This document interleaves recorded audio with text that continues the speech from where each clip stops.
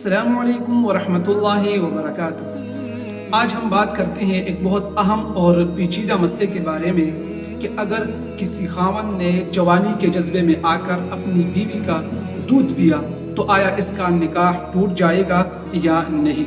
इन जैसे मसाइल के बारे में हमारे अक्सर लोग शर्म भी करते हैं और उलमा से नहीं पूछते। यही मसला कुछ दिन पहले किसी ने मुझसे पूछा और साथ दलील और हवाला भी मांगा, तो मैंने सोचा शायद इस मसले पे एक मुख्तसर सा क्लिप बनाऊं और आप लोगों के साथ शेयर करूं। तो आपको इस मसले के बारे में आगाही होनी चाहिए कि अगर किसी खावंद ने जवानी के जज्बे में आकर अपनी बीवी के जो दूध है वो पी लिए, गलती से या कसदन पी लिए, तो इससे इसका निकाह जो है वो नहीं टूटता, निकाह बरकरार रहता है। अलबत्ता एक बात याद रखनी चाहिए कि ये अमल हराम और गुनाह है, लिहाजा हमें ऐसे हराम कामों से बचना चाहिए।